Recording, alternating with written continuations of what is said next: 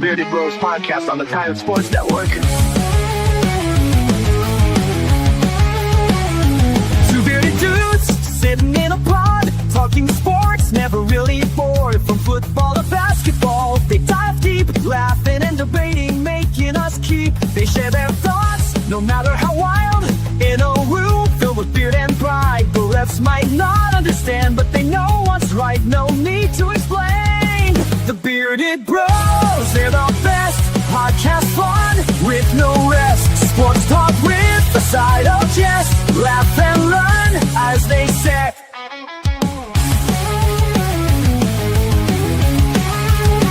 They're not afraid to disagree. In a world of sports, they'll always be free. Bearded wisdom, you can rely. In their podcast, you won't feel shy. Through wins and losses, they stay true, discussing every play through and through. Their passion for games is clear to see. In their chatter, we all agree.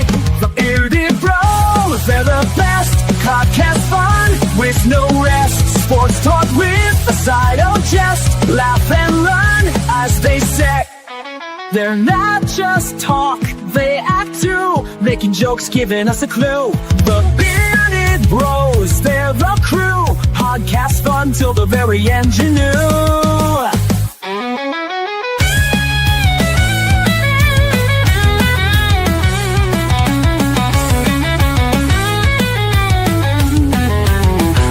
Bearded Bros, they're the crew, podcast fun till the very end, you knew.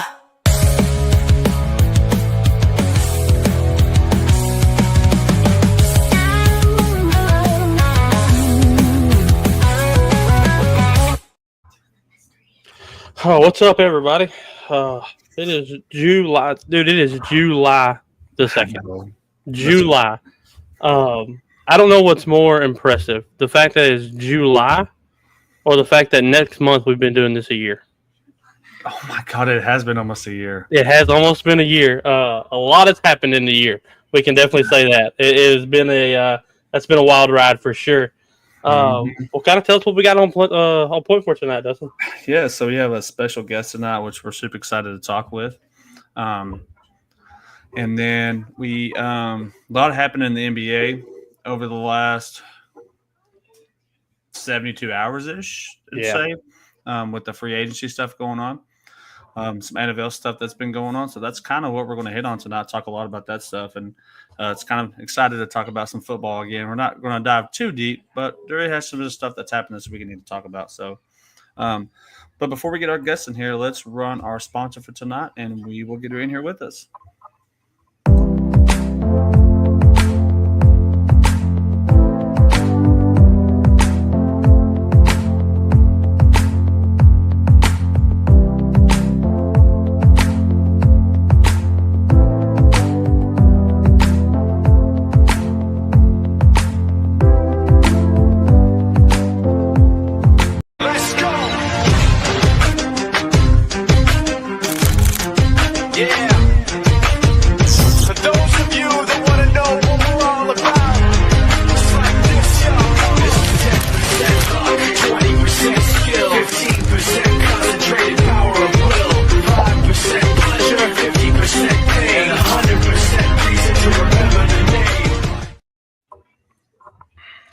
How's it going, Mckenna? Going good. Good. So do you go by Kenna or Mckenna? Normally my teammates and family, friends, they all call me Kenna G. So I kind of go by that. But okay. I mean, they call me Kenna, so either one I'm fine with. So I'm going to start off with kind of a banger question here. Okay. We were talking about this right before you got on. Okay. How does somebody from Northeast rural Texas find themselves a Division I scholarship? A lot of it was actually getting out of the rural stuff and going to Dallas and playing with that. But I mean, never doubt the corn feds. So that's right. I mean, because I know I used to live in Paris. I lived in Paris for about a year and a half. Dustin knows where it is, but nobody outside of probably us know where Pearland is. And how many kids did you graduate with? 72. 72. So Dang. is that bigger than yours, Dustin? Oh my God, I should graduate with 22. So There you go. Okay, I graduated with 52. So I mean, it's a little bit bigger than it used to be for sure. So just kind of take us down your journey. When did you really kind of start playing sports for one? Was it always softball for you, or was there other sports that you played? So basically I started T-ball like most kids whenever I was really little. I think I was probably like 6 to 8 kind of range. And when I was in T-ball, I was absolute drama queen, did not want to be in the hot.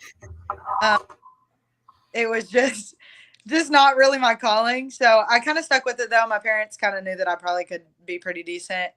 And then I really started getting into travel ball. There was a team out of Paris that was called Tenacity, and it was ran by Denise Holland, which is the head coach at Chisholm High School, and then my dad and one of my friends' dads. And so they really just ran that and basically started teaching us everything that we needed to know.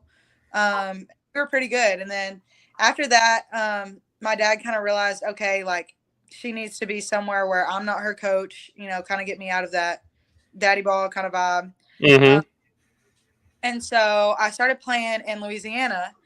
So I played in Shreveport for Southern Smash. The organization is like no longer together, but I played with some big names. Like I played with Michaela Williams and like Ramsey Walker, some people. Oh, okay.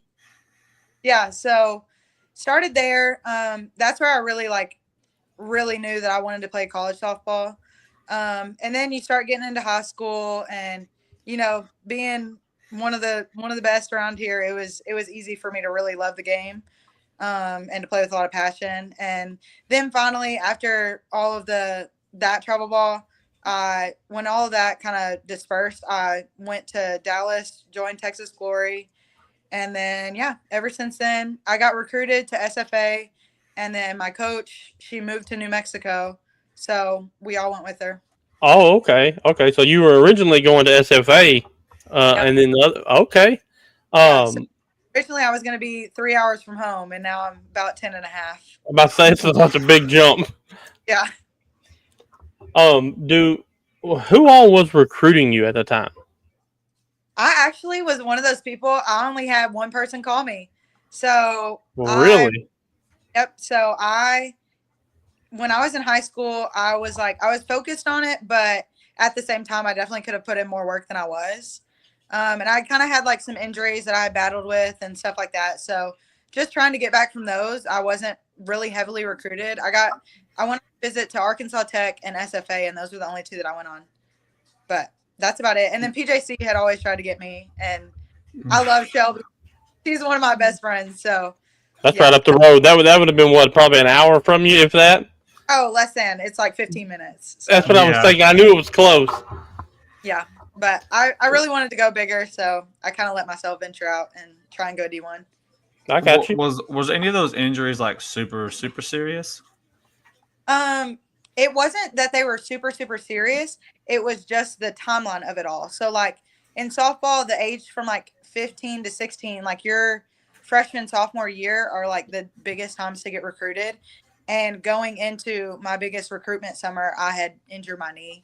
And it wasn't anything like ACL. I just kind of strained like an IC band and was on crutches for a little bit and stuff like that. But just coming back into it and getting comfortable with where I was a little bit harder. So, have you always been a pitcher?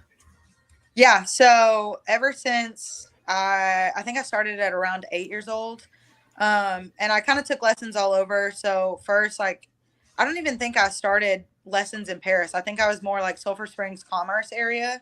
And then finally, like all throughout high school, I went to Allie Hargis, who's here. Okay. Oh, okay. So you did do nothing but pitch from 8 years old. It was all you wanted to do, or were you kind of thrown it? Because I know that 8U, when it really starts, some kids kind of get thrown into it, then you're kind of forced to get lessons done to kind of get it down. Was that something for you, or were you always wanting to pitch from as long as you could play? I really loved the infield, and even in high school, if I wasn't pitching, I did not want to be on the bench. I wanted to be playing third base. So I don't think it was really something that I was like kind of forced into, but my parents always knew that I was going to be very high maintenance and probably do it. Yeah. That's funny. Yeah, because my daughter, like, she just finished up her last 6U year, and that was something. She played pitcher, but in 6U you're not pitching, of course. And we were trying to figure out what to do with her because we didn't know if she wanted to pitch. She's really good on first and third, so it was kind of hard. But we're not. Dustin was the coach, so he played daddy ball. He let her pitch. Gotta get away from that. I'll tell you this. Me and my wife both coached the past 2 years, and we don't want to do it no more already. It gets to be. Yes. I don't want to be the parent that's like, yeah, my daughter should always play. I want her to like earn it, So I don't want to coach no more. So let's kind of you're in this small school, Texas. You get to New Mexico. What's that like? What's that transition like? What's that campus like? Just the environment, everything. So honestly, when I was at Prairieland, like I had a bunch of friends and everything, whatever, but I kind of stuck out like a sore thumb. Like you could always tell that I was ready to get somewhere and go and move. So getting to New Mexico, at first, it was a hard adjustment being away from home. Now you're in a city with like 2 million people. But I think I just really leaned into it, and it was so fun. And like, I've never really been in a super diverse environment. And so that was really cool to see. And like, just people from all different walks of life. And no, I got really close with all the girls super quick, and it made it a lot easier. But no, the whole environment of Albuquerque and everything, it's awesome. I love being over there. All of my friends live there. So it's just a great time. What now? Was there any kind of recruitment trip, or was it just like I'm going to SFA, coach is gone, I'm gone, just showing up? No, so there was a recruitment trip. So all of us had went to SFA and have verbally committed. So you verbally commit your junior year, and then you sign on September 1st. Your junior year, you verbally commit, and in November around then is when you sign your NLI. So before. What was it? So I had signed, I think it was my NLI already. No, I didn't. I had went on my visit to SFA. No, it's your senior year that you sign your NLI. Sorry. But you go on your visit and everything. So I went to my visit at SFA. And then that summer before my senior year, she says, hey, I'm moving to New Mexico. Like it's a big change, but we want you to come up here, really check it out. So came up there, loved the field and the facilities. They were all really, really good, and definitely a big step up from SFA. And so, yeah, so then I signed my NLI to go there and like re-verbally committed. Do y'all have go ahead, Dustin. So you didn't really actually play for SFA, is that right? No, I was only ever verbally committed and like have been to several games and stuff, but I had never played for them or anything. I never even like stepped foot on campus. So. Okay. And how long have you been? Was this your first year this past year? Was it your first year there?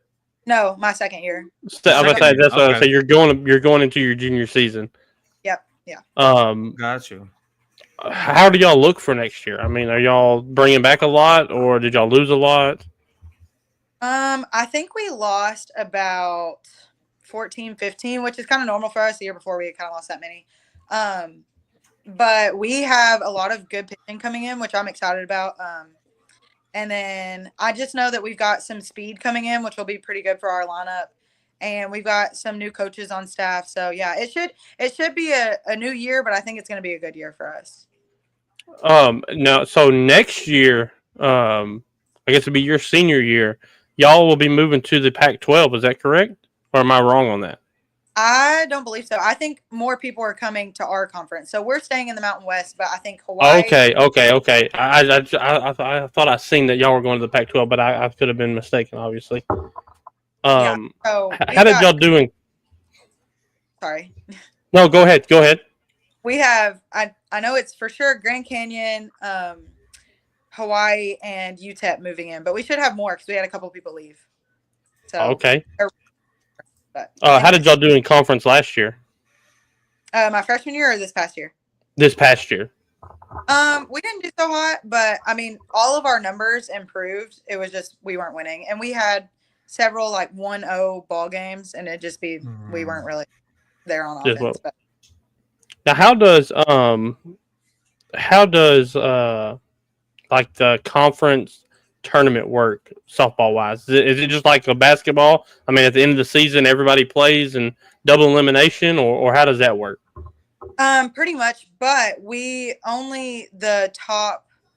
I think it's 16. No, not 6. It might be more than that. It's either 6 or 8. Go to conference, and so then you play like double elimination. Okay, did y'all make that or Not this year. no? Not that year. No, we didn't last year either. But we were. I don't know. We saw a lot of improvement that we were really happy with, and like obviously my stats from my freshman year to my sophomore year got a lot better. So we're trending in the right direction. But we really had rebuilding going on as soon as I got there. So we're only in our second year of like really Right, new coach, new everything. Yeah. So did you start as a freshman? Yeah. So I basically they handed me the ball and they said, "Here, do your thing." Oh, nice. Yeah, That's nice. We had a senior who she was really good, and she ended up like getting hurt a couple weeks into season.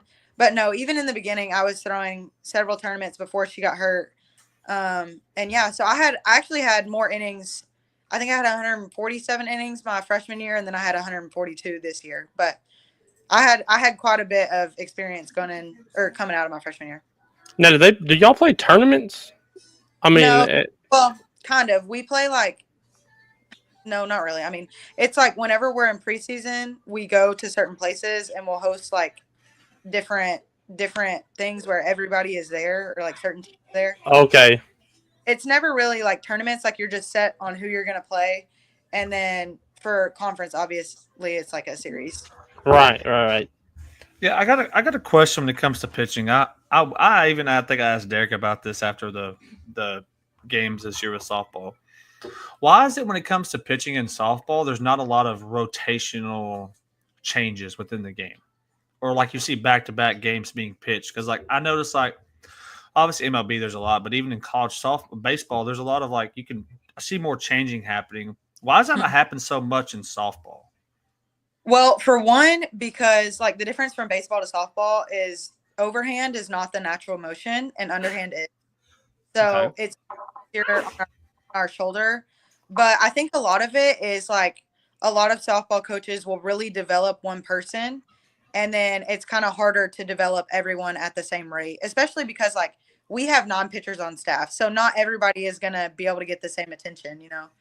And so I think it's also a big thing, like because there are so many different pitches in softball, you're able to change it up and change your approach so much that you can really use it to your benefit and throw several games in a row.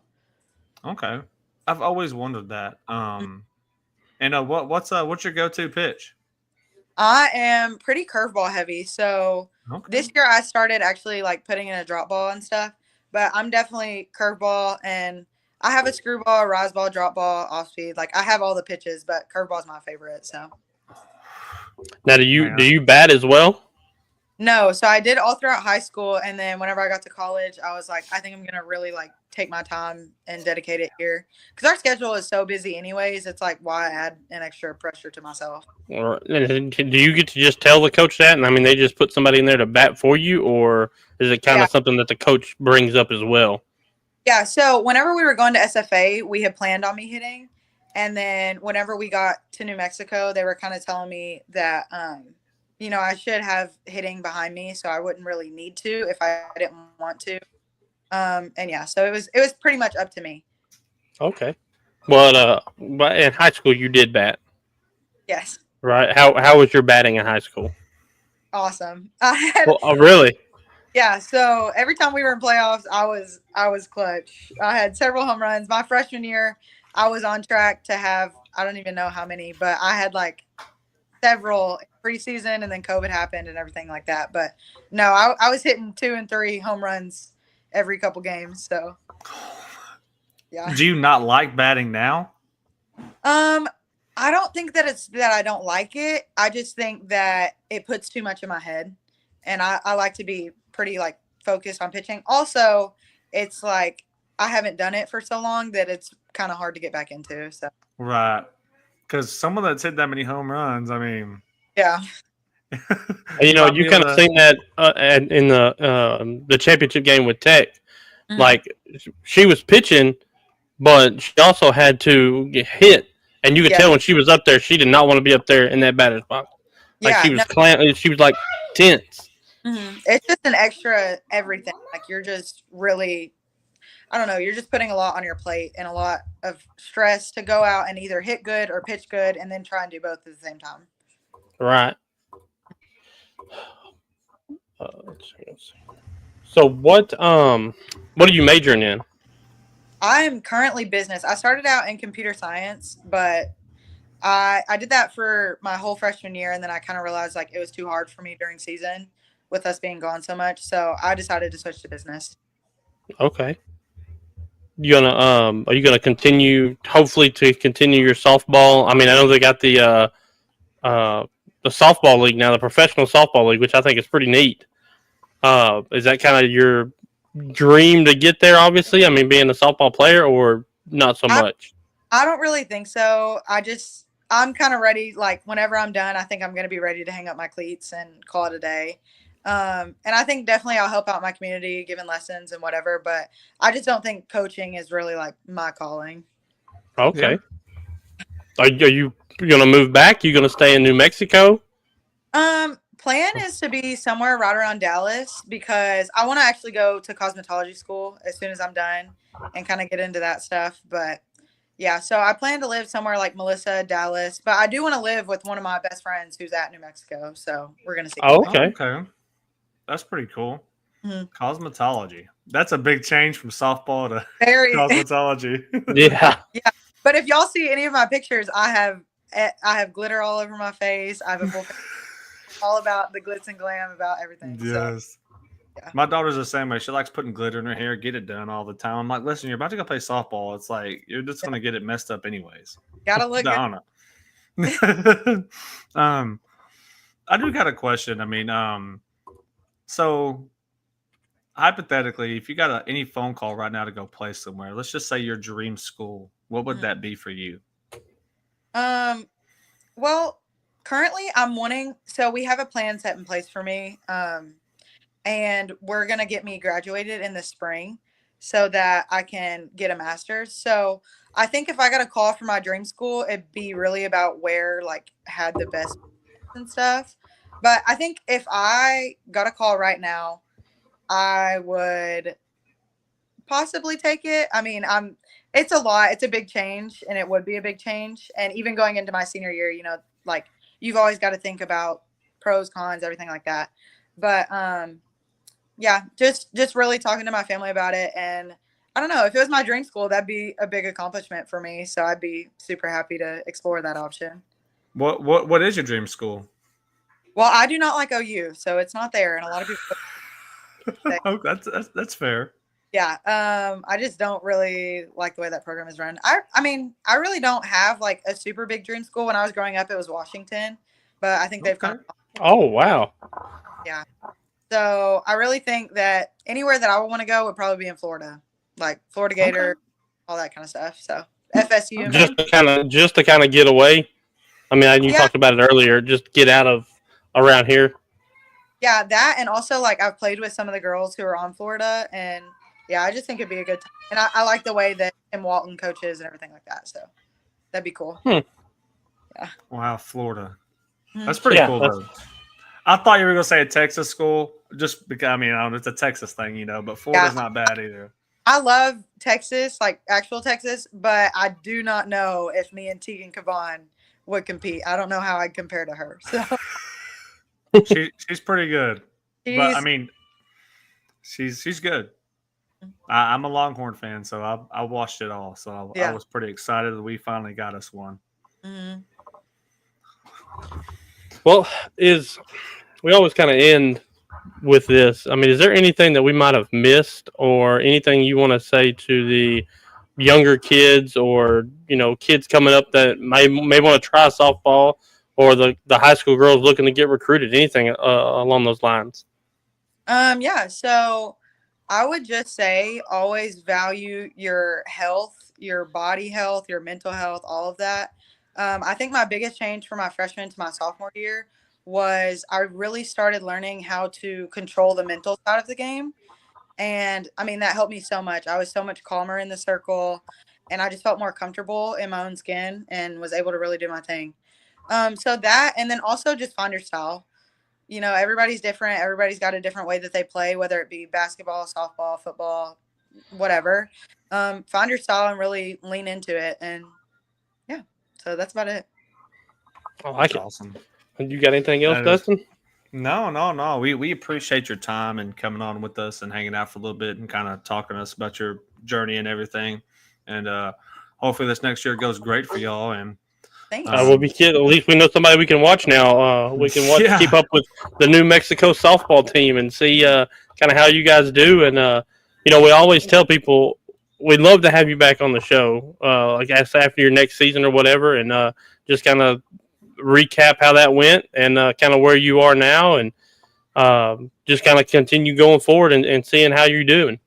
Awesome. Yeah. Well, I'd love to keep in touch and come back on. All right. That sounds good. Thank you so much. Thank you. Thank you. All right. Well, that was a good interview. So she said her favorite school was Washington.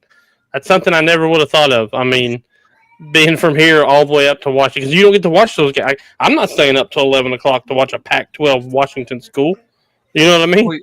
Well, I mean, especially for one, I guess Prairieland is bigger than what it looks. Okay. It used to not be. I didn't think it had to have gotten bigger. Paris must have gotten bigger for Prairieland to get bigger. Yeah, I mean, it's literally in between Talco and Paris, and like I'm telling you, you blink, you miss it. That's how I remember it now. I mean, it's awesome to get recruited to a big, even SFA is still big. I mean, it's not. I mean, PJC would have been, you know, obviously not necessarily a dream, but right there, you know. But she even had the opportunity to go to New Mexico, which is huge. And she started as a freshman. So obviously she's great at pitching and everything. And I hope they do great this coming up next season and just her continue doing what she's wanting to do in the future. I mean, it's huge. But yeah, let's, you know what, Derek, I forgot to mention, we got to do the segment. We got to do the weekly Wednesday segment. I actually stole this from you. So let's do that. Let's do the rank that segment. It's not necessarily a ranking, but it is an interesting topic within what we have here. And I saw you and Evan talking about it today in our group chat, and I'm kind of looking at it a different way than probably what y'all did. So let me bring it up here. So you pick 2 to get a ring, the rest retire ringless. And these are all players under 30. So when I seen this, I was like, man, this is kind of a stacked up team to pick 2 only. Let me ask you this before we even get down that road. Could this team win the title? Yes. Oh yeah. Oh yeah. You think so? Oh yeah.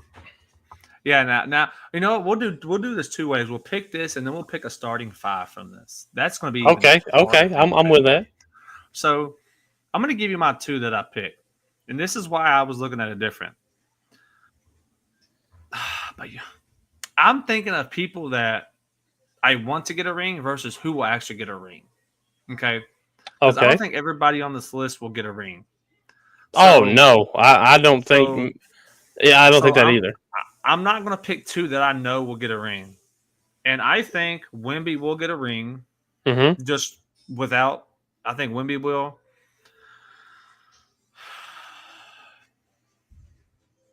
And I'm going to say, and now I'm saying this as if these players stay on the team that they're on. Right? Mm-hmm. I'm not thinking if they ever get let go or whatever they may get traded. I'm going to say Wemby will get one, and I'm going to say Ant for sure. Wow, you think Ant gets one? I think he can, depending on what they do around the organization. I would say they have to do something around him because Gobert as one of your main salaries is not going to get it done. Right. So those are the guys I think for sure will get a ring out of this group. So I'm not picking them 2. Mine was Wemby and Pablo, because I think Orlando is putting pieces together. And I said this not a hot take, but 8 months in advance, I think Orlando makes it to the Eastern Conference Finals. I think the East is wide open, and I think they make it to the finals. Now, who I hope will get a ring is, or thinking they will get one, and the rest would retire. I'm gonna go Pablo. I think that's fair to say. Orlando's looking good. They've made moves this offseason. Like, they are going to be in contention, I think, in my opinion, to potentially do something this coming up year. With how wide open the East is and all the Achilles injuries, it's really going to hurt the East, but help some teams out, right? Mm-hmm. So Pablo's one. And I'm going to go another East team. I'm going to go Cade Cunningham. Love it. Those are my two to pick to get a ring. Everyone's got to retire. And I'm going to tell you why. Zion, New Orleans, ain't never going to happen. Nothing against him. The organization they never can build around anyone. They tried around Anthony Davis, didn't happen. They've tried around Zion, hasn't happened. Donovan Mitchell, I don't know. Like, they were the best team in the league outside of OKC, and they couldn't get past Indiana. And that's nothing against Indiana. It was more like, was it coaching? Obviously, they were had a lot of injuries going into the playoffs, so that hurt them. So I don't know if I trust that, right? Indiana, I hate to say this, but I think that was a one-year wonder. Now we know they lost Miles Turner, so like they're going to be very subpar next year. I don't know if they'll ever get a chance, or he'll get a chance in Indy. Phoenix is such a mystery. We don't even know if Devin will be there. Actually, I mean, nothing's happened yet, but free agency is still open. Who knows what can happen? But the one thing with him is, I mean, they almost won one without Kevin Durant the year before. So, like, I don't think he can win one in Phoenix. Just my opinion. John Morant, if he keeps doing what he's doing, he won't be in the league much longer if he doesn't stop with the antics. And so, yeah, that's kind of where I'm at with that picking two. I think Cade and Pablo are really good choices on who could potentially make get a ring out of this. Another one, you got to retire. I agree. Retire ringless. So that's kind of my pick. So let's go down your other road. Who's your starting five? Oh my God. Mine's super easy, and it is not who you think for some of them. Okay. I'm going to go point guard. I got to go Luka. I mean, okay. I'm going to go Luka. And shooting guard, give me Devin Booker. I know this isn't a position he plays, but I think he could play it on a team like this. It would be very beneficial, I think, probably to him. Maybe more of a smaller ball lineup, but give me Ant at the 3. Mm-hmm. Give me Pablo at the 4 and Wemby at the 5. Okay. I think that team could win a chip at some point. But again, here's a problem with all this. They're all superstars. So who will be the one to give up their rock? Yep, more often than not. So I look at this and I almost said, give me the top 5. Okay. At the 3, give me Zion and give me Wemby. Sorry, but you had cut out. Who's your first 3? Sorry. Cade, Mitchell, Pablo, Zion, and Wemby. Really? No Luka. Well, that was just kind of like first initial thought, but then I broke it. Okay. But then I broke it down. But I want Cade at my 1. Okay. Because he plays both ends. Okay. Okay. Luka's going to give you 35, but whoever he's guarding is going to get 31. Okay, so that's a wash. At my 2, give me Book. I'm right there with you. At my 3, give me Ant. I'm right there with you. Okay. At my 4, give me Pablo. And at my 5, give me Wemby. So the only thing we have difference is Cade over Luka for me. Now, do I think Luka is a better player? Absolutely. But I think Cade would be more passive than Luka would. I think Cade's okay with 10 shots a game. Luka's not okay with 10 shots a game. He needs that 20 to 25, and Cade is going to play defense for me. Luka is not. Evan said Luka too. Spencer said the issue with the NBA is lack of defense. No, I 100% agree. The defense is at the all-time worst. If that's fair to say, the all-time worst that it's ever been. Now, I think that's because the NBA has let it become that way. And the reason being is they can't be as aggressive defensively because they will get a foul call for touching somebody. Yes. The NBA has let it to become that way because from a entertainment standpoint, they want to see the 140s, and they want to see that. And I am the complete opposite of that. I cannot stand high score. I don't like high scoring football games. I don't like high scoring basketball games. Now, every now and then it's okay. Like, what was it? I don't know, 8 years ago, Oklahoma and Texas Tech, there was like 1,200 yards passing between Mahomes and Baker. Like, that was fun. Yes. But give me a 17-10 SEC Saturday night football game between two top 10 teams, and I'll be just as happy. Yeah. Like, I don't need those high scoring games all the time. Every now and then it's okay. But every now and again, but I think it's okay every now and again when two teams that are supposed to meet up and be good and they blow somebody out because it's unexpected. That's I don't mind those, but I don't want to see two teams with no defense, no matter what sport it is, and it's just 150 to 140 in a basketball game. Like, that's just no one wants to see that. Like, the NBA doesn't pride itself on defense, and that's the reason it's turned into what it has. Because again, it's like, what's going to bring the viewers in? It's the generation now. They want to see 1,003 shot. They want to see a bunch of just no defense. There are great defenders in the league that actually try to play defense, but there's just so far in between that it's all about offense. That's why you see, why do you think we have big men like Wemby? He's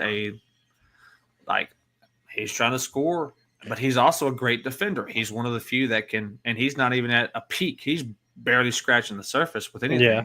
But we've really turned into an 80. I know there's only 82 games in the year, but add the All-Star game, we've turned into an 83 game All-Star season.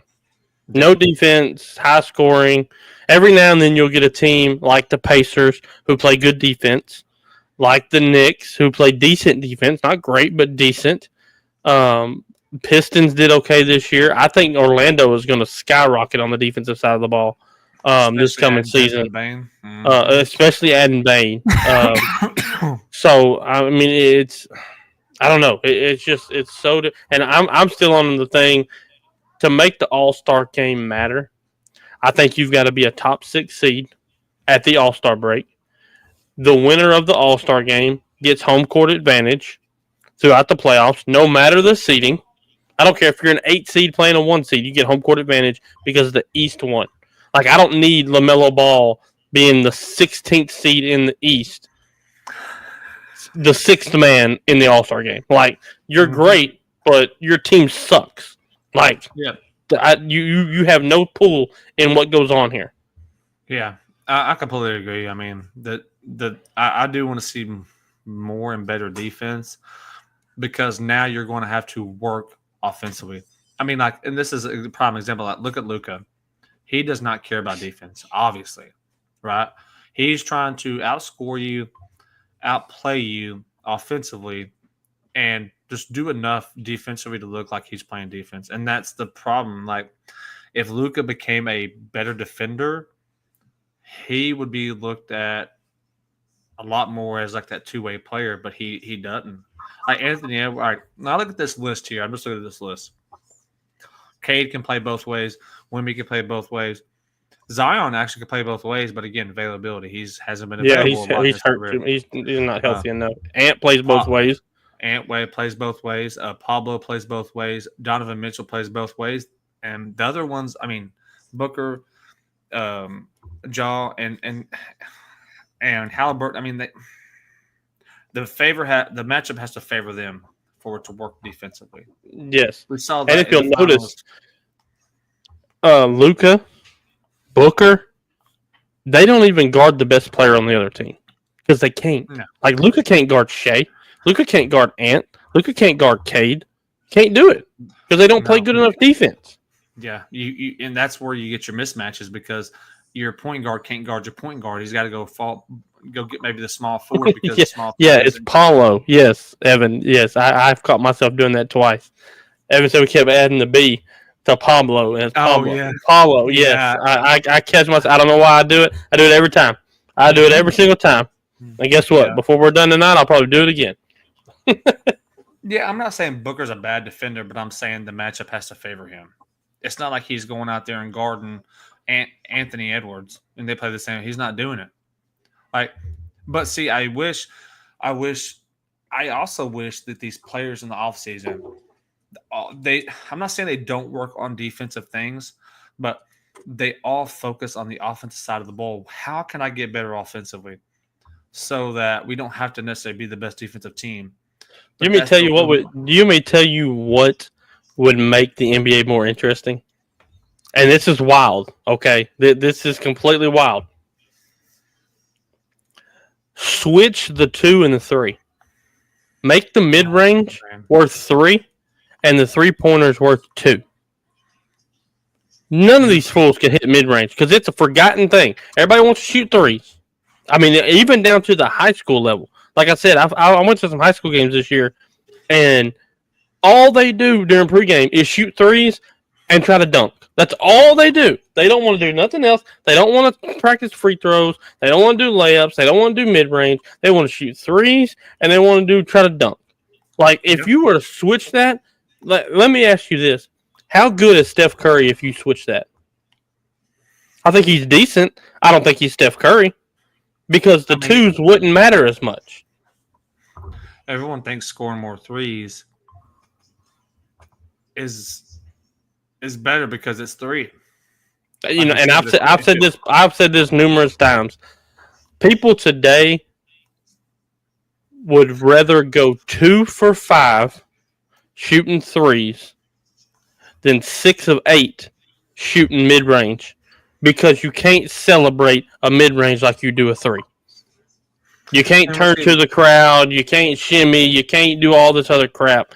The fundamentals of this era of basketball is completely gone. It's completely gone.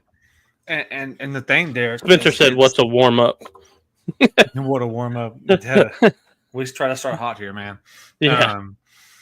Yeah, but man, let's dive into this. Let's dive into this free agency, man. We've had some really good, interesting moves happen. I'm just going to start from the most recent thing that's happened because I'm not scrolling all the way down to where it started. Okay. So Frank Vogel is joining the Dallas Mavericks as the assistant coach under Jason Kidd. Not surprising. He's been a head coach. He's been successful. He has won a championship. He won one 5 years ago. That was pretty much to replace the guy that came to San Antonio. What's all that move was. Mm-hmm. Not a bad replacement. I mean, Vogel has been very successful at times. So, he'll bring something to that coaching staff and, but Derek, is this a move that if something doesn't work out in Dallas for Vogel to step in, is that this type of move or is that not really on? It's just a filler. It's just a filler. That's all it is. I think they love Jason Kidd there.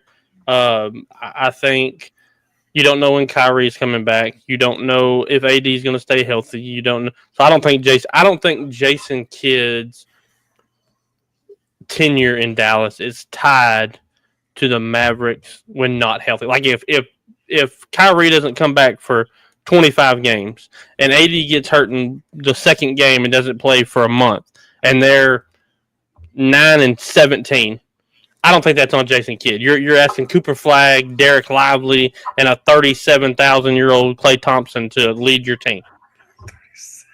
So I don't think that has anything. But now, if they're fully healthy, once they get fully healthy, say mid-season, and they have a 25 and 37 record, now you're talking. What's going on here in Dallas? You've got this laid out. Then I think he's on a 1-year deal the following year. But now, I don't think it all depends on the health of the Mavericks, and that's the entire thing. Is the health of the Mavericks. Okay. Also, Senator DeAndre Ayton has agreed to sign a 2-year deal with Dallas that includes a player option. With the Lakers. They needed a big man. Not Dallas. The Lakers. Did I say Dallas? Oh, the Lakers. My bad. The Lakers. It's huge for the Lakers. They needed a big man. How does it work out? We'll see. They had no big man, so they have someone that can play now. Right. Give somebody to lob the ball up to Luka again. And hopefully he can come in here and do what's needed. Again, don't come here and try to be someone you're not, because they don't need him to score necessarily. This is a rim protector, rebounded type move, because they struggle with that. 14 and 10. That's what he brings to you. 14 and 10. Exactly. So we'll see what he does there. Dante Exum has agreed to a 1-year deal with Dallas. Was he not in Dallas already? I don't think so. It says he returns. Maybe he was there. He was just on the bench. Didn't play a lot. Spencer Dinwiddie agrees to a 1-year deal with Charlotte. Charlotte's kind of made some moves. I don't know if they got necessarily better. It's Charlotte. They didn't. They're putting stuff around LaMelo to try to be better.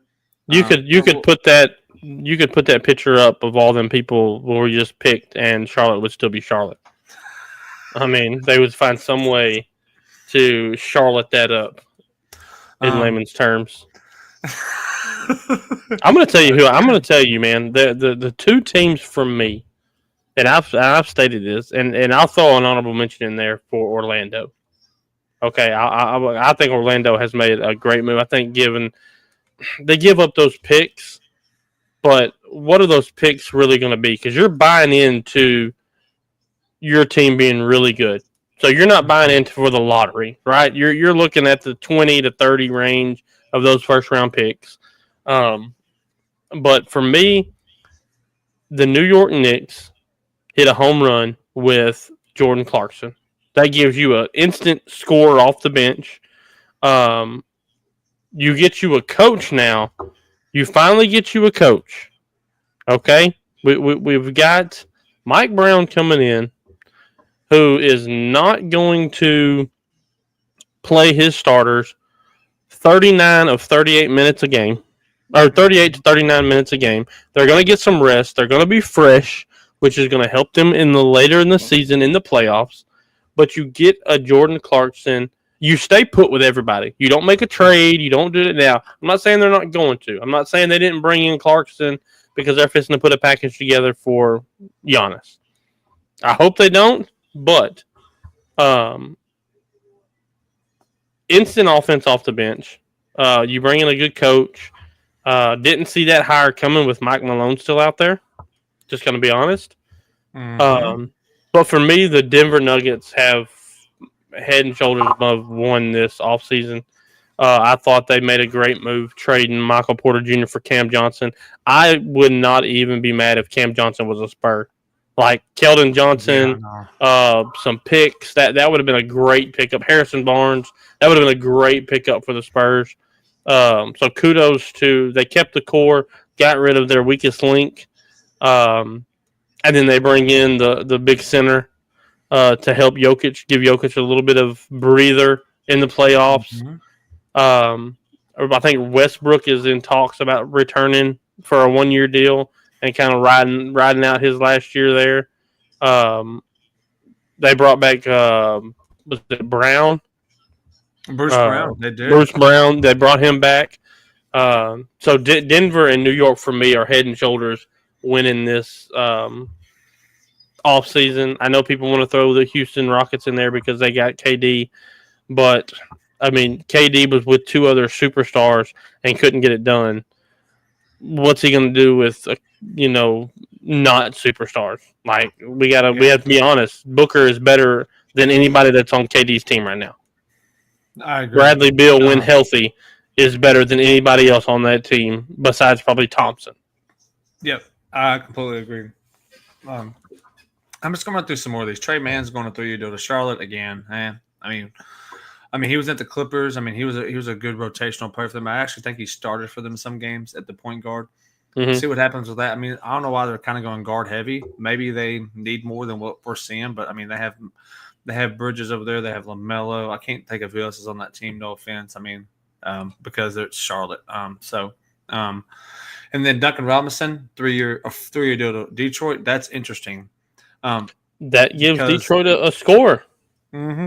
It gives them that 3-point kind of specialist. That's the way I see Duncan Robinson. He's a 3-point specialist. He's not returning to Miami.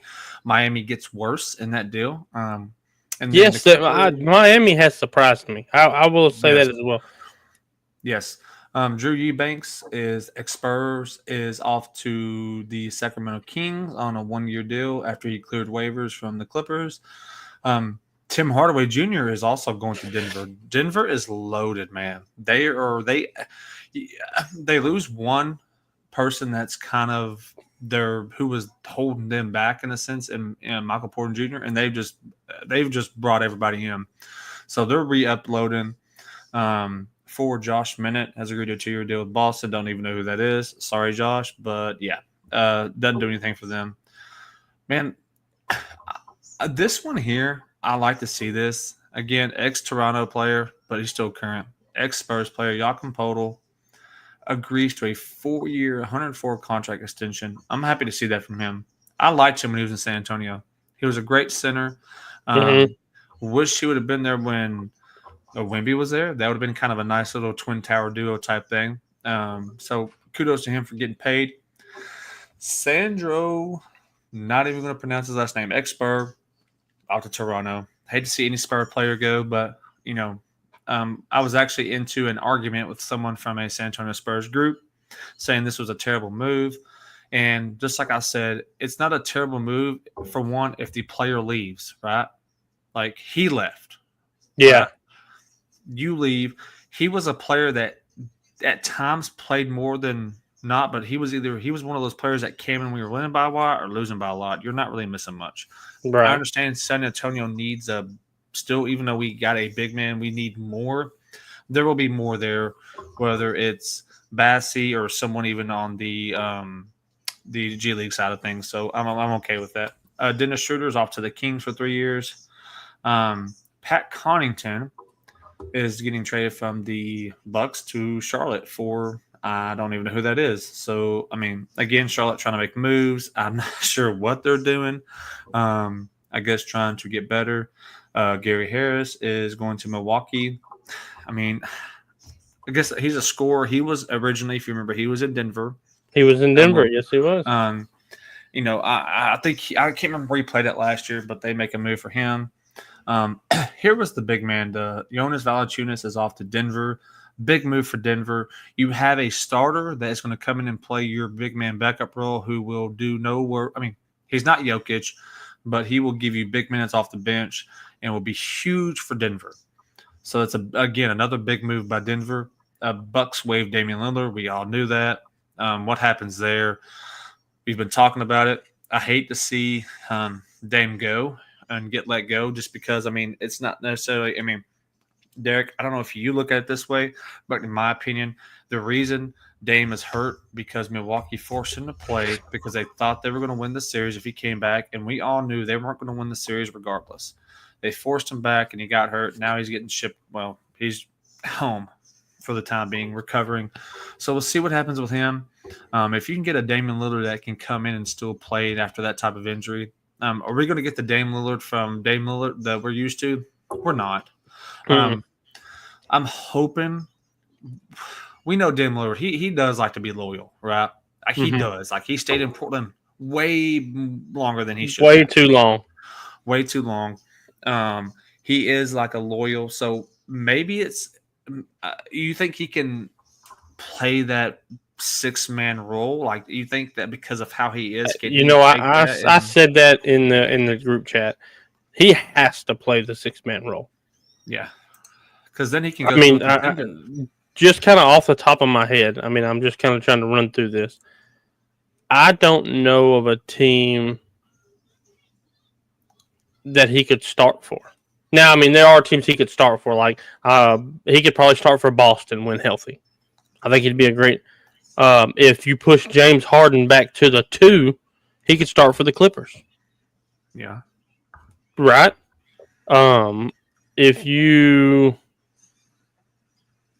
He can start in Portland. I mean, we can definitely say that he can start in Portland. Does he go back to Portland to finish his career? I mean, no. Really No. I mean, he's not going to contend for anything. So yeah, I mean, I hate that for Dame. After tearing, there's one person out there that I'm curious to see what happens with him. Jonathan Kuminga. Yes, he's still on the market. He declined his thing, so whatever kind of contract he signs, Golden State can match it because he's restricted, so they can match it if they want.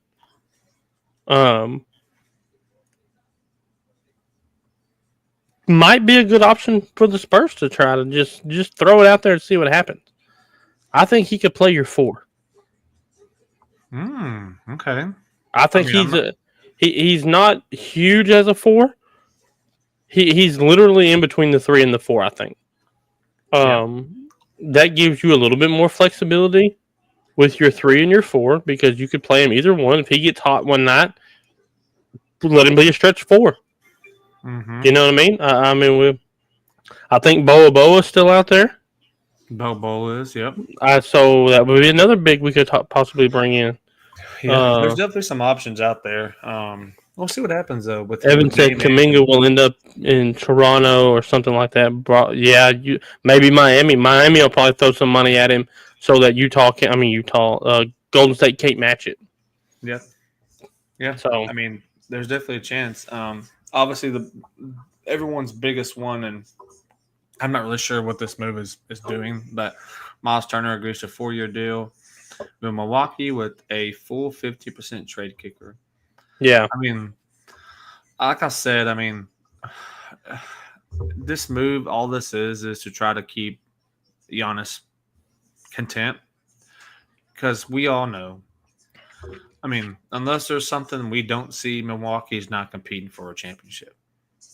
I hate it for Giannis, but I commend the loyalty because I like the loyalty part.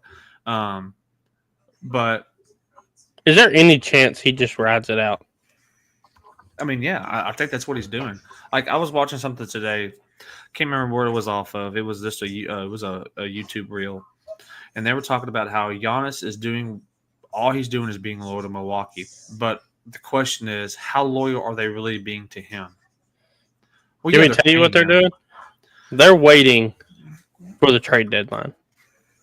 And they're going to offload Giannis for the biggest haul ever to a team that is really right there, probably like in between the 4 and the 3 seed.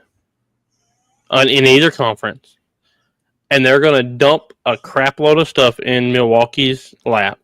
Milwaukee is going to go into rebuild mode, and what's bad is they're going to rebuild around Miles Turner because they've got him for 4 years, unless they just blow it all up and trade him plus Giannis in 2 different packages. But I could easily see that happening. Like letting Giannis play, show where he's at, show he's healthy, show he does his thing, and then a team 3 to 5 range say, you know what, we're a Giannis away. We're a guy that can't shoot free throws, can't shoot jump shots.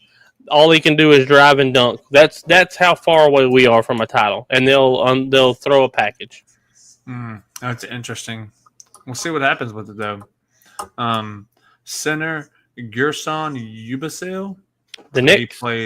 He went to the Knicks. Another big man for them. That's a great pickup for them. It is. Great pickup for New York. 100% agree.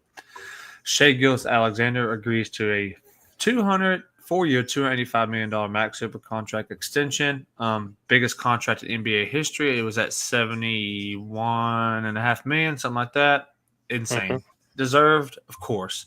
But that's the biggest contract per year in NBA history. So kudos to him. Got paid. Gary Trent Jr. is returning to Milwaukee on a 2-year deal. Jordan Clarkson, New York, which we've already talked about that. Taurean Prince agreed to a 1-year deal with Milwaukee. Interesting pickup for Milwaukee. More of a defensive guy, but I mean, again, like Milwaukee may be okay defensively. Who's scoring the ball? Mm-hmm. I mean, Giannis is going to get his. I'm not knocking Giannis. I'm not disrespecting him.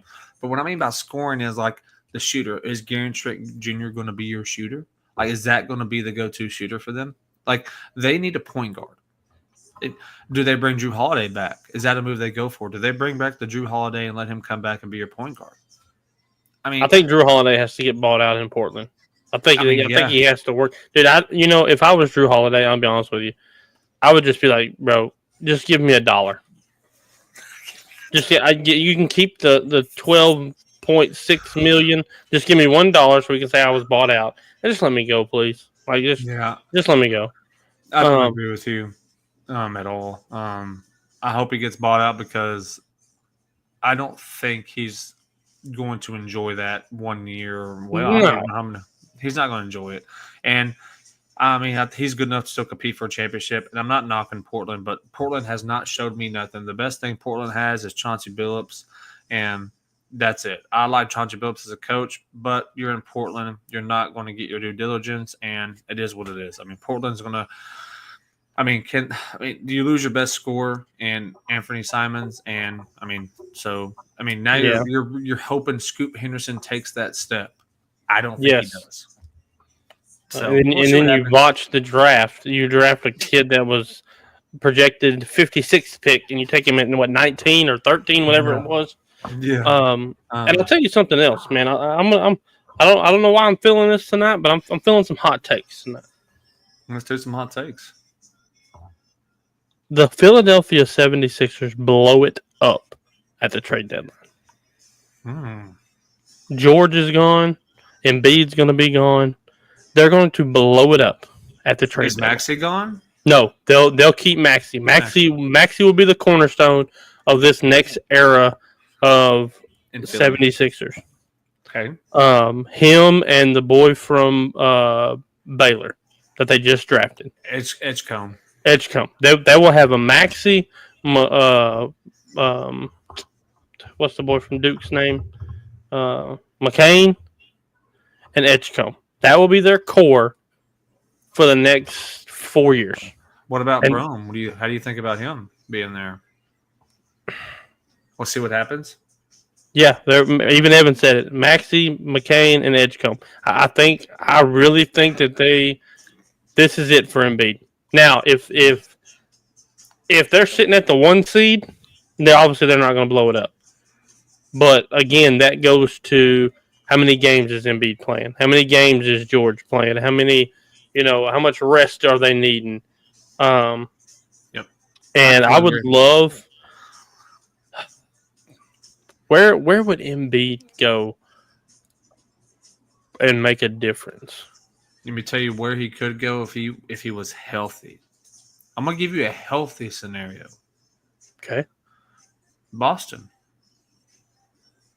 Healthy. They wouldn't do that though. They wouldn't do that. Philly wouldn't do that because Boston's beat Philly for the past 5 years in the playoffs. They wouldn't. I mean, yes, but at the same time, okay. I'll say this: if you're obviously this is a hypothetical.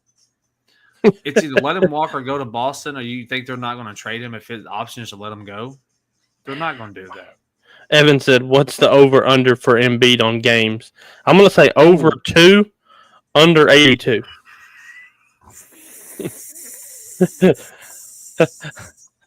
If I had to guess, but realistically, I would say Embiid's going to give you 50 to 55.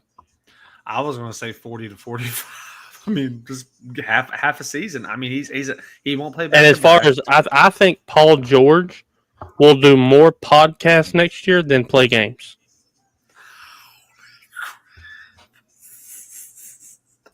That's my hot take for the Philly fan base. Paul George over under more podcast than Evan said. He was in the 38 range for Embiid on games. Oh my God! See, I That mean, that's All-Star break. man, let me run through some more of these. Mason Plumlee is going to Charlotte on a 1-year deal. Luke Kennard a 1-year deal to Atlanta. I mean, does that give a little help to Trae Young from the 3-point? I mean, Luke Kennard. Porzingis does. I mean, I like Porzingis. I like Porzingis in Atlanta. I think that's pretty good. Yeah, that's not a bad pickup for them. Tyus Jones, ex-Spur, is off to Orlando for a 1-year deal. Yes, Evan. If Paul George is healthy, I think he gets moved at the deadline for sure. And Orlando gets some more help on the offense, on the point guard side of things. Which Tyus Jones was great in San Antonio, played for the Bulls. Obviously, now he's with Orlando. Atlanta, this is another great pickup. They traded they're sending their 2027 second-round pick and cash consideration to Minnesota to get Nickeil Alexander-Walker. That's actually a big help for them. yes, I actually thought that, and then on top of that, he got a 4-year, $62 million deal out of that deal. So I mean, kudos to him. I actually think Atlanta did some good moves this offseason so far. yes, I think they gave Trae. They're giving Trae one more year. I think. Yeah, they're giving him a chance to really like say, hey, we got you some pieces. Now give us something in return, as in like I mean, every year they're almost right there making the playoffs. They just never make it. Like they make the play-in. So I mean, this is like. So let me ask you this. This is for you and for Evan. If Paul George gets traded, where's one team? Now, this is a healthy Paul George. This is a Paul George averaging 24 a night and playing elite defense. Okay, this is a good Paul George. What's one team that you would like to see him go to? I'm gonna stay in the East. I've got one team in mind. But I want to hear y'all's first. I'm looking at a team that he could actually go to and contribute, and not necessarily him being the missing piece, but definitely taking them to that next step. And maybe this is just me being. And I'm gonna go with Detroit. Okay. I'm going Detroit. I think that he could give them the veteran presence, the offensive presence, the defensive presence. You replace him, you definitely put, and I know Tobias has ties there. He was, if I'm right, he was drafted there. He came back, the whole shebang. But I make, when it's in that trade, I get him back. You send him to Philly, which he played in Philly too, I think. Yeah, he played in Philly too. So I mean, that'd be a weird switch, but I mean, I'm just looking at a team that could use him. I would go with Detroit in that. I think it would. Evan said the Warriors for one last run, and then he also said the Spurs if they didn't have to give up anything. Paul George would not. We would have to give up a bunch. We'd be so heavy with guards, and I mean, somebody'd get lost on the bench. I mean, we just got so heavy. But for me, I would love to see him in Memphis. Ooh, Ja. Okay. Ja, Jaren Jackson, and what's that? Big Edie and Paul George. Give Ja that second guy. I like right. it. Give Ja that second guy who's also going to play defense for you. So now you've got Jaren Jackson and Edie protecting your rim. You've got Paul George on the perimeter. You've got Ja that can kind of lead that offense and put more effort on the offensive end while still having that secondary guy that can make his own shot, that can do his thing. I think that would be so good. Yeah, I like that. I think that'd be a great move for Memphis. Yeah, great move. I like that. A few more of these. Brook Lopez is a 2-year deal to Clippers. Not really sure what that move is for. When you have what's the big guy's name over there? Who's the big guy for the Clippers? Number 4. Why can't I think of his name? Zubak. Zubac. That's who it is. Zubac, yeah. I don't really see you playing both of them. So I think that what's his name? Zubac. Someone's taking the bench role, and I think it's probably going to be Brook Lopez. I don't see why you would put Brook Lopez in your starting position when Zubac is great for them.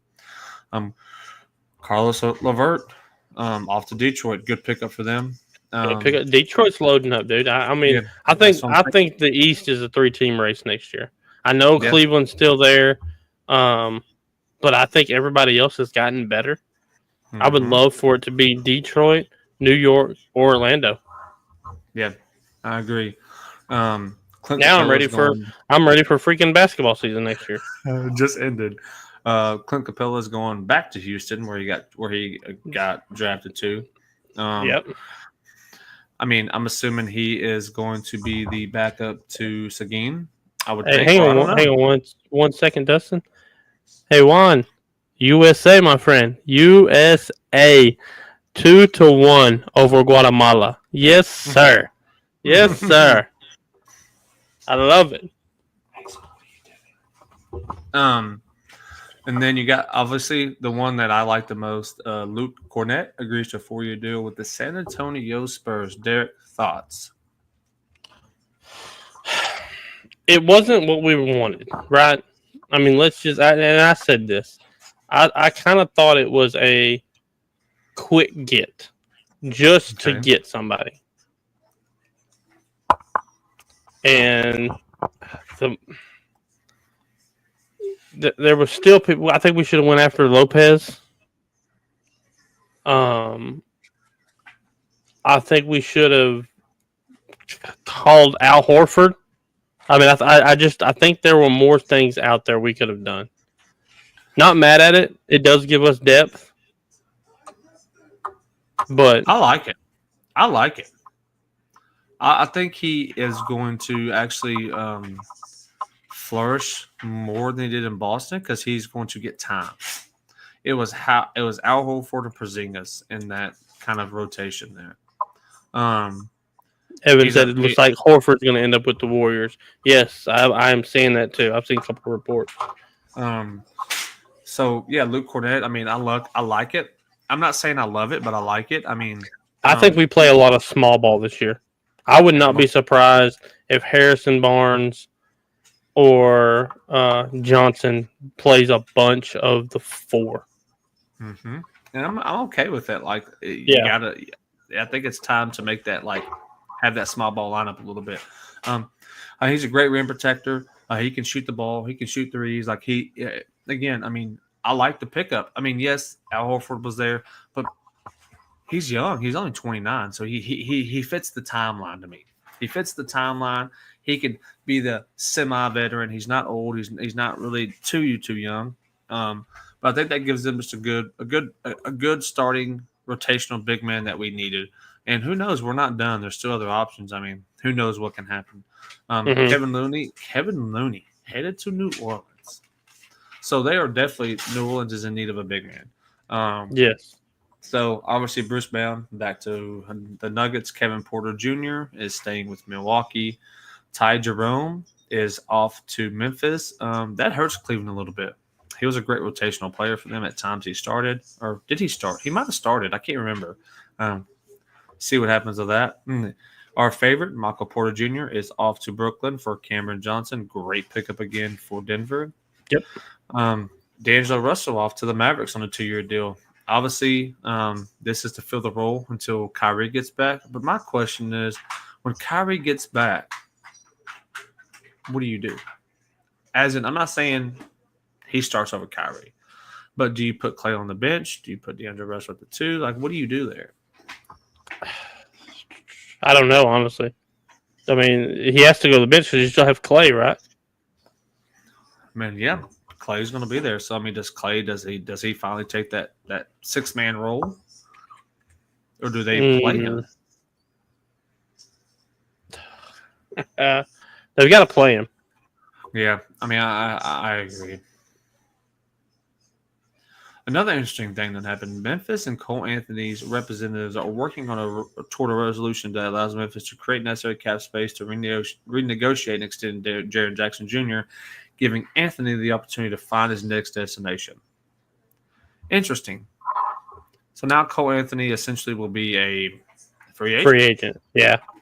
Can pick his spot. So I mean, I liked him in Orlando. He was young. He could be. I would say for me, it's something we haven't touched on, but for me, the biggest news of the offseason so far is Malik Beasley. Right. I mean, this dude. Did you see his Twitter handle? Yes. Malik Beasley, Detroit #5. Like, you can't not know that that's who you are, dude. Like, what are you doing? Yeah. He is done, obviously, right? I mean, there's no way he squirms out of this. Right. Yeah. And Nicholas Batum coming back to the Clippers. I mean, I liked Batum, man. Batum, he was one of those guys. He was an underrated.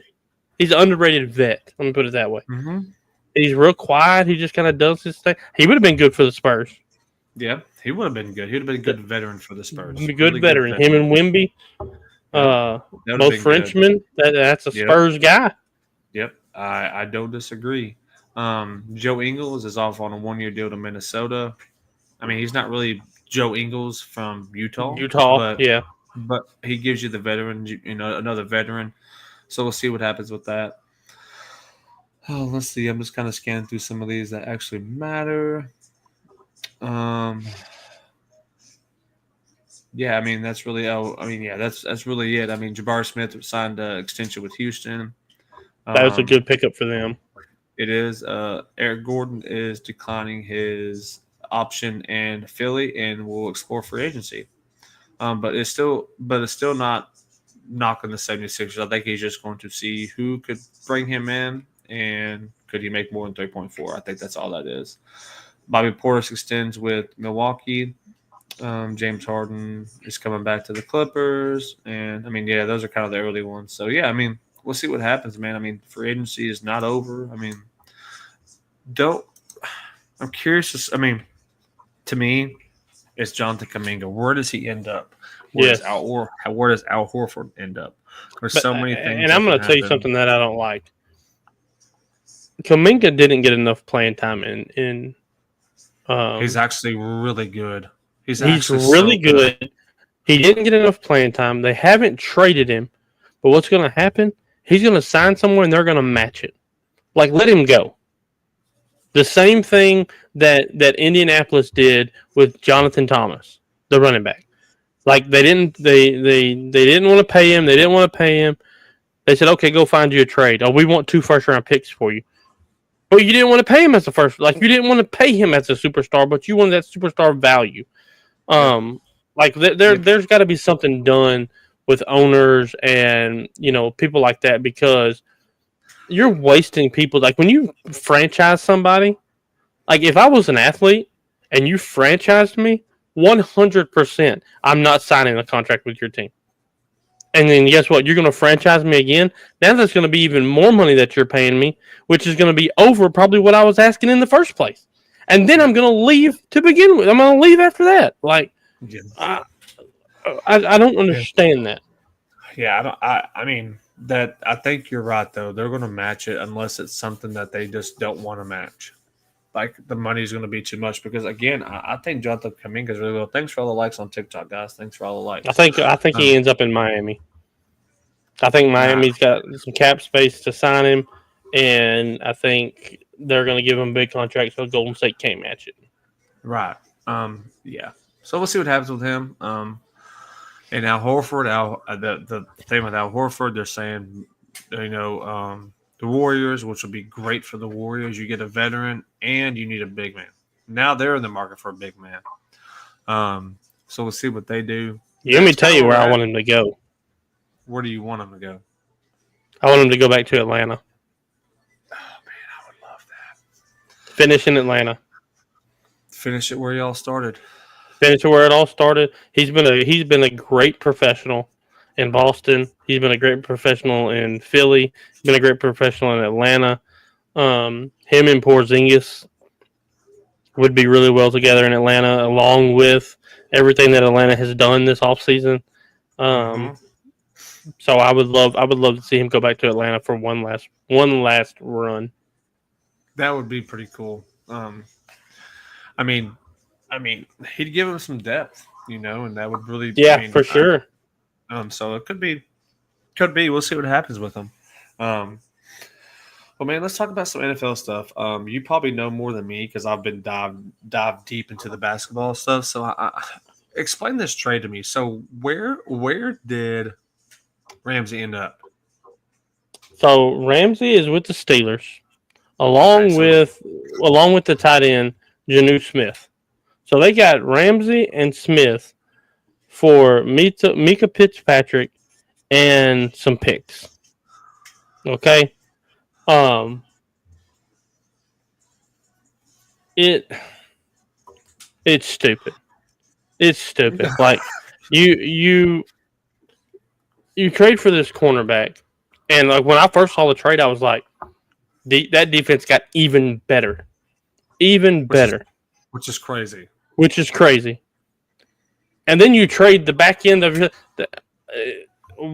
I would rather have a safety than a corner. I would rather have my back end taken care of than the sideline. And they did the complete opposite. They did get a tight end, though, but they already had one. They already had a great tight end. So are they going to run a bunch of double tights since they only got one receiver since they traded Pickens? The Steelers, even though the Steelers remind me of the Spurs. They are culture guys. They are, you got to be a certain player to play at Pittsburgh. I mean, it's a whole thing. Mm-hmm. But that move was not Steeler-like. Like it was, I don't understand. And now they're fielding calls, not fielding calls, but they are inner talks about what to do with J.J. Watt. He wants to be the highest paid non-quarterback ever, which would put him over $41 million a year. That's not a Steeler move. So what are they going to do? Yes, they got Darius Slay as well, and they've got Porter Jr. at the cornerback position. I mean, they were looking good, and then they trade the back end. It baffles me. That move baffled me. But now they're talking about taking calls for T.J. Watt to see if because I don't think they want to pay him. So that's going to be something to be kind of looking at over the next, 3 months. I mean, I would like to say go to Dallas, but they're not going to pay him. We all know that. No, I would much rather have Micah. Pay Micah. If you're going to pay him 41, pay Micah $41 million. That's what I was going with. You're not going to get your paper in Dallas because they're going to pay Micah over him. Darren Waller unretires and goes to Miami. You talk about a cluster of an organization. I mean, that organization is they will be another hot take. They will be last in the division, which is crazy. It will be Buffalo, New England, the Jets, and the Dolphins because they will trade Tyreek Hill. And I'm not saying they're not going to trade Jalen Waddle. They might blow it up because Tua is not that guy. I mean, Tua has been good because of his environment, right? Mm-hmm. I mean, he was at Bama. Who did he have? Devontae Smith, Jalen Waddle, Henry Suggs, the running backs for days. So Tua looked amazing. In the NFL, who did he have? Jalen Waddle, Tyreek Hill, David A-Chain, the running back, the wide receivers. So he looks really good. Tua is really not that great of a quarterback. Like, let's just be honest. Now, and then all of his health protocols and all the concussions, I mean, he's one or two hits away from, I think, being done. So, man, that's just bad. I mean, that's just a bad organization. There's nothing else to say about that. Yeah, I agree, man. Probably the biggest news though out of football this year. The governor of this year, this off season, this week, the governor of Ohio has signed a 2-year, $60 billion budget, $600 million in unclaimed funds for the Cleveland Browns' new stadium. What? Have you seen this thing? Mm-mm. Let me see if I can pull it up, dude. It is, it is amazing. Wow. There was a, it's called Brownsville. Like it's going to be a whole big old thing. Like an indoor, yeah, dude. It's pretty wild. I mean, hopefully they can win some games to help out with that money, but I doubt it. Yeah, no, I don't think they'll win any games. They don't have a quarterback. They ain't got jack.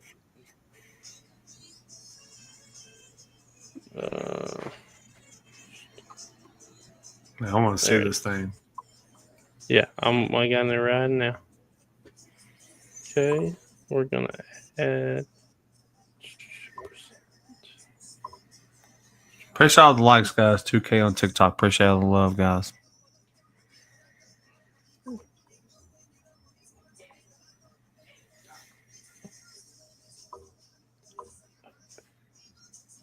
It's loading up. It's nice. Don't get me wrong. Like it's a pretty legit stadium. There was an issue loading the file, so it might not. When is this supposed to be? I mean, when are they even supposed to start? It's gonna. I don't even know when they're supposed to start. Oh, because it's a freaking video. Here we go. So this is what the outside of it's going to look like. Right here.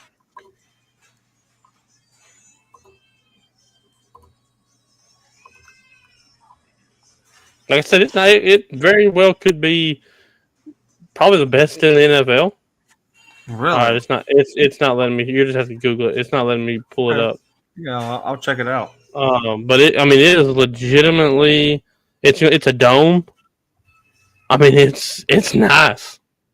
They're gonna have like so the stadium is going to be like the center of this quote unquote Brownsville, and then you're gonna have like the practice facility out to one side. You're gonna have like a bunch of shops and stuff like that. You're gonna have the offices and stuff over to the right. Like it's a whole big old thing. So that's probably the biggest news of the week, that it was all approved. And then the Bengals also signed a contract through 2035, I think, to stay in their current location. So they're not going to move for a couple years. So yeah, but I mean, other than that, man, that's all really that's happened in the NFL. I don't know if you've been seeing any stuff with the Cowboys, but freaking Dak looks great. Yeah, Dak's looking good, man. I mean, again, looking good is great. Will he be good? To be determined. Well, to be determined. He's got a running game. That's all I'm saying. Well, he will have a running game. And he has wide receivers, so we'll see what happens. Tight ends, we have the whole thing. We just hopefully the offensive line can hold up this year. Let's pray for that. Yeah. So man, let's talk about what we got going on up and coming. I know that you've been working hard this week on some things. Yes. So let's kind of talk about what we have going on and what's coming up for the rest of the week. So we have. I'm in talks right now with. And this was big, dude. I'm pumped about this one. He is the number 6 linebacker in the nation, the number 1 linebacker in the state of Texas, and he is a recent A&M commit as of yesterday. Committed yesterday, from right up the road from me and you. I'm working on him. I talked to his mom today. He's going to get a hold of me hopefully in the next day or two. I've also reached out to. I bet I sent 5 or 6 messages on Instagram today. I probably sent 3 or 4 on TikTok, 1 or 2 on Facebook. So I'm pushing those. I mean on Twitter, not TikTok. I'm pushing those out. As of right now, next the 16th, we still have the gymnast from Michigan coming on, which will be our first gymnast. Be something kind of cool. We haven't been down that road before. But yeah, man, I'm just putting it out there and trying to. I'm also in talks with a softball player from Ole Miss. Get a little SEC softball action kind of coming in here. And I have reached. I did something today or yesterday and today. I reached out to some of our past guests, man, and just kind of checked on them and kind of see, what they're up to.